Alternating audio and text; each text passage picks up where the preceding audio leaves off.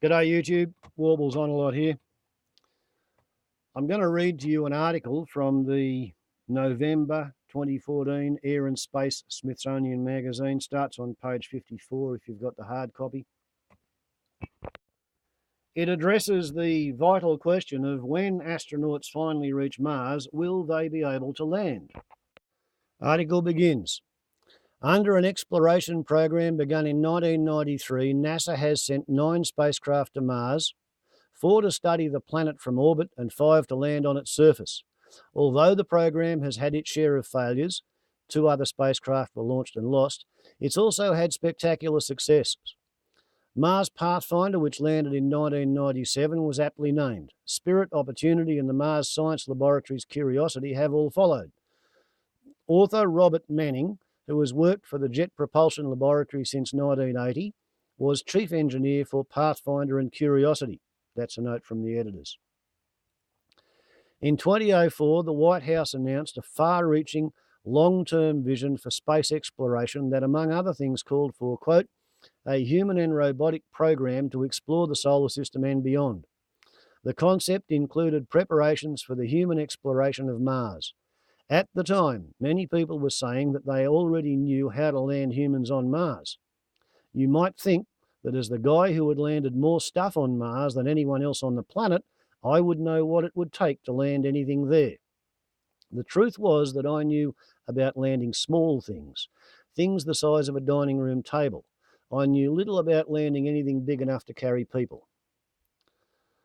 In response to the White House announcement, NASA began looking for people to lead a series of 15, quote, capability, unquote, roadmap teams, formed around such topics as in-space transportation, human health and support systems, and scientific sensors and other measuring equipment, to help set long-term directions for the agency's focus in the coming decades.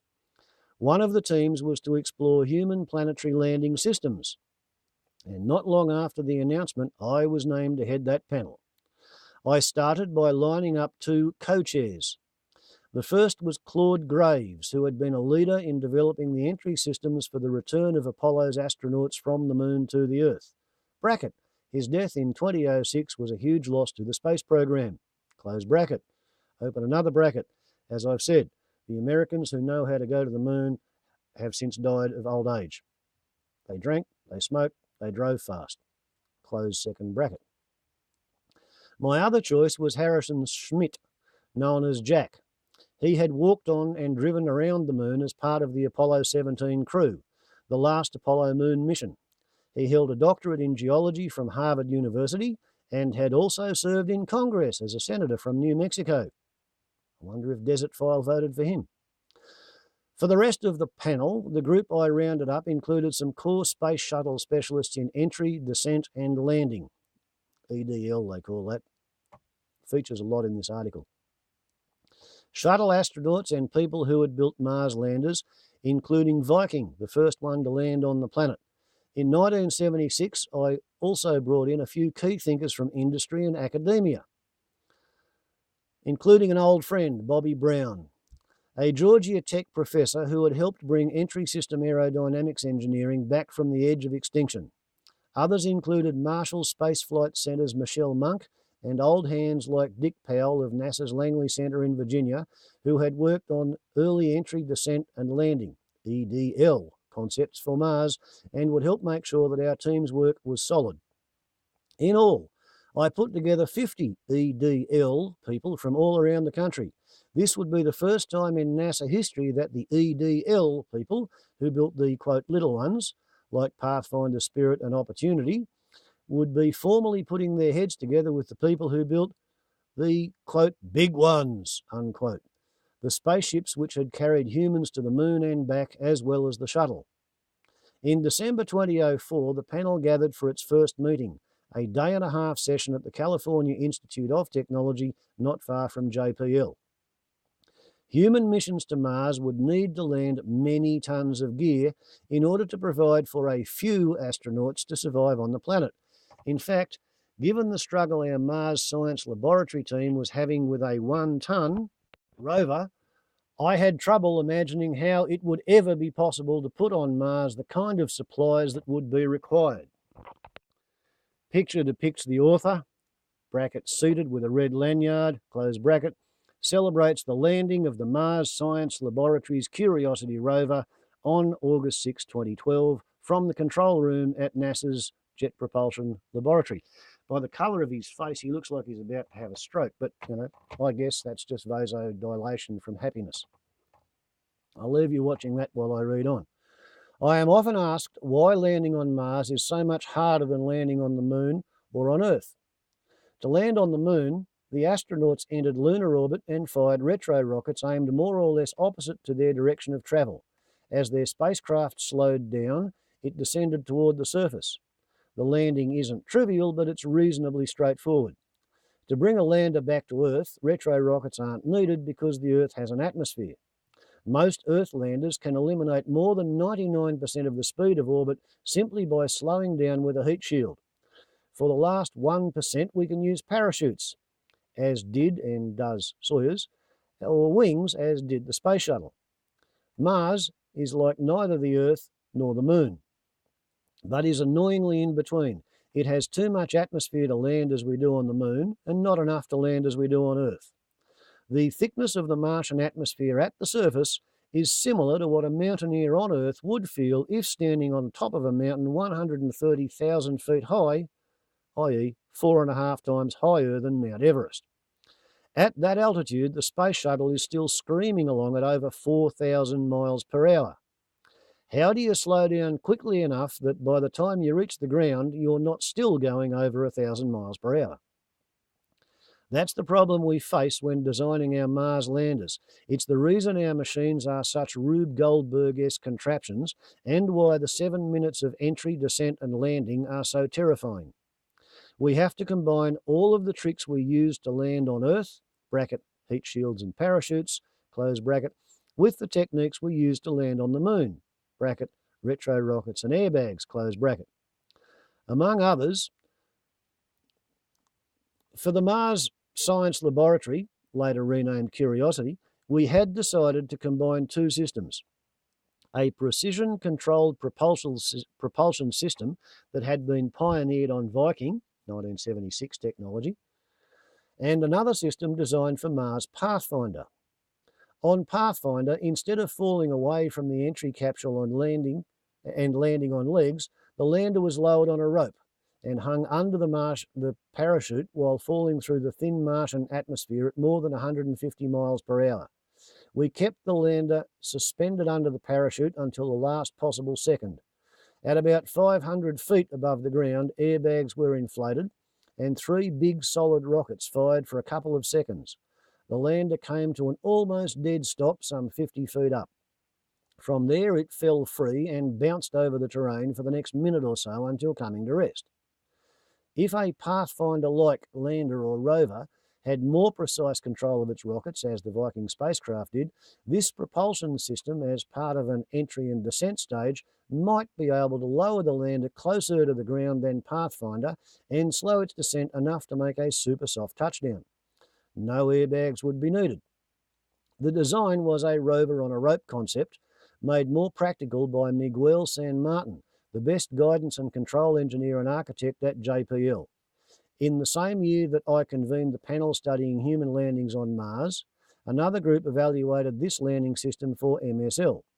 The evaluators included an astronaut and a helicopter pilot, as well as experts in mission assurance, propulsion, radar reliability systems, guidance, multi-body dynamics, and kinetomatics.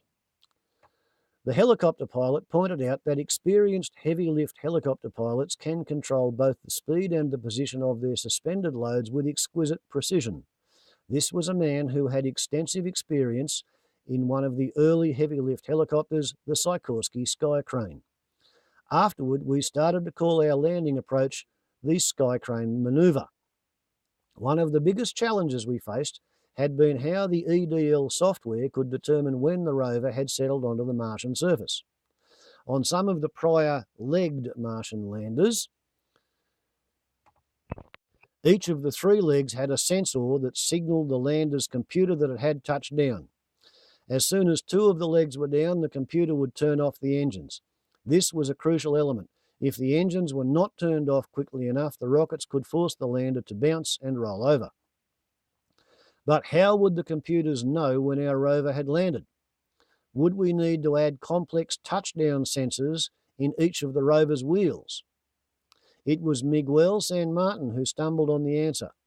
Mig, always curious, had been playing around with some of his computer simulations.